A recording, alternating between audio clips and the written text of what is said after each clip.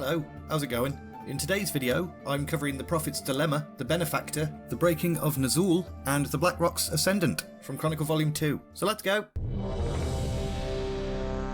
We're now 7 years away from the Dark Portal. The Horde's been attacking the Draenei for months. News of these attacks had reached Velen and the Council of Exarchs, and they kind of stood around wondering, what's all that about? The Draenei assumed that it was just the elemental turmoil that had agitated the Orcs, so Velen requested that some emissaries try and make contact with the clans. However, this didn't work. Any attempt at diplomacy was either ignored or met with open hostility. Rangari scouts reported that the Orcs had united into a single army, so Velen decided it was probably best if the Draenei made preparations to defend themselves. Exarch Kakama was tasked with organising these defences. He dispatched the Vindicators to different Draenei settlements across the world. Meanwhile, Artificers constructed stuff in major cities like the Temple of Karabor and Shatrath. Velen spent his time trying to figure out what was responsible for the elemental turmoil. Could it be the Legion? There's no evidence of demons on Draenor. He decided to stay vigilant and keep his eyes on the skies, just in case the Legion did show up. Unfortunately, he wouldn't realise that they were already on the world until it was too late. Meanwhile, Ner'zhul watched the war with the Draenei unfold, and he was starting to feel a little bit of regret about it. He'd followed Ro'Khan's advice, but at what cost? His people were devolving into bloodthirsty maniacs. The elemental situation hadn't improved. Kil'Jaeden had sensed Ner'zhul's apprehension and decided to act. Ro'Khan visited Ner'zhul again, in his dreams. This time she told him of powerful beings that could help the Orcs in their battle against the Draenei. They'd bring balance to the world. And Ner'zhul was like, well, what are you waiting for? Give him a call. The next night, Kil'Jaeden appeared to Ner'zhul in the form of a radiant elemental entity. If the Horde pushed for victory before the Draenei could muster a defence, this would be super awesome cool and the elements would think you're a very good boy. At first, Ner'zhul was in complete awe at this radiant being, but then he was even more bloody suspicious. This benefactor was blatantly obsessed with slaughtering the Draenei, particularly one called Velen. Ner'zhul had never communed with a spirit that was this violent. Also, Ner'zhul noticed that once this new spirit had started talking to him, he'd not seen or heard from Ro'Khan, so he secretly made his way to oshu'gun to see if he could have a chat with her. But Kil'Jaeden was completely aware of this, and he was disappointed. Ner'zhul wasn't the leader the Demon Lord had hoped for. Now that they couldn't rely on Ner'zhul, he tasked gul'dan to gather allies who could help him control the Shadowmoon clan. So gul'dan set out, and he met a young but highly respected shaman named Ner'zhul. Gul'dan showed him the might of fell magic and told him, this is a higher form of shamanism. And Ner'zhul was like, sign me up.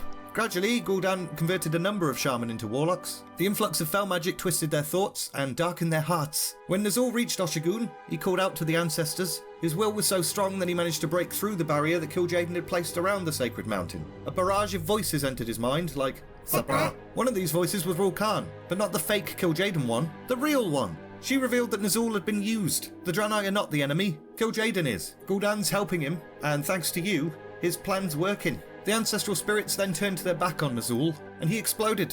No, he didn't explode. He was absolutely distraught. He knew that there was nothing he could ever do to win back the spirit's favour. Shame flooded through him. He'd been a fool. A foolish fool. He skulked back to Shadowmoon Valley, deep in thought about what to do next. He needed to find ways to sabotage whatever Kil'Jaeden and Gul'dan planned. But before he reached the valley, Gul'dan and his new warlock mates appeared and apprehended him.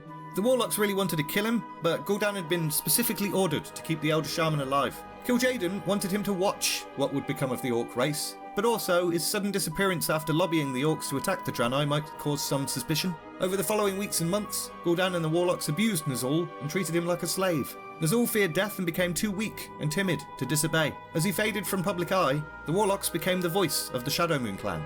As the conflict between the Orcs and the Draenei continued, it became clear that the Draenei were pretty capable at defending themselves. The Orcs had some internal problems. Rival chieftains like Blackhand and Grommash were constantly arguing over tactics, and it wasn't long before the Orcs started fighting each other. Kil'Jaeden observed this and wasn't happy. Gul'dan was eager to step up and be the leader of the Horde, but the Demon Lord hated that idea. Gul'dan was better suited in the shadows. It wasn't really leadership material.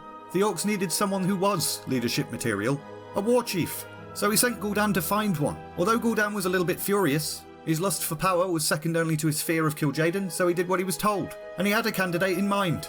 Blackhand. The Blackrocks had been the most successful against the Draenei. With Blackhand in charge, they could impose strict military discipline on the Orcs. Gul'dan met with Blackhand and made him a promise. If you become war chief, your clan will gain otherworldly strength. You'd be remembered as the greatest Orc who ever lived. And Blackhand was like, whatevs. So Gul'dan trained some of the Blackrocks shaman in the ways of fell magic. He also taught them how to magically increase the number of soldiers in their clan by flooding the little teenage orcs with fell power. This rapidly accelerated their growth and gave them adult strength. However, the minds of these young orcs were kind of scrambled a bit, making them prone to sudden violent outbursts. Brah! Blackhand now saw that Gul'dan's promises hadn't just been the ramblings of a crazy person. He ordered the warlocks to transform his young sons, Dalrend and Maim, into proper soldiers. He also agreed he would indeed lead the Horde. Gul'dan vowed to create a covert order that would assist in maintaining control. Blackhand would be a member of this order. What Gul'dan didn't tell him was that the Shadowmoon warlocks would make up the inner circle. This was all just a tactic to trick Blackhand into thinking he held the authority, whilst Gul'dan had real control over the Horde and its destiny. Thing is though, Blackhand wasn't a complete idiot. He trusted Gul'dan about as far as he could throw him. He was pretty confident he wouldn't let the warlock use him. To the contrary, he'd use Gul'dan to secure his place in the Orcish history books. And we're leaving it there! What a lovely story. In the next Volume 2 video, we'll go into a bit more detail about the Shadow Council. There'll be an assassination, and Blackhand will officially become War Chief. If you enjoyed this video, like, subscribe, blah blah blah. Thanks very much for watching, and see ya!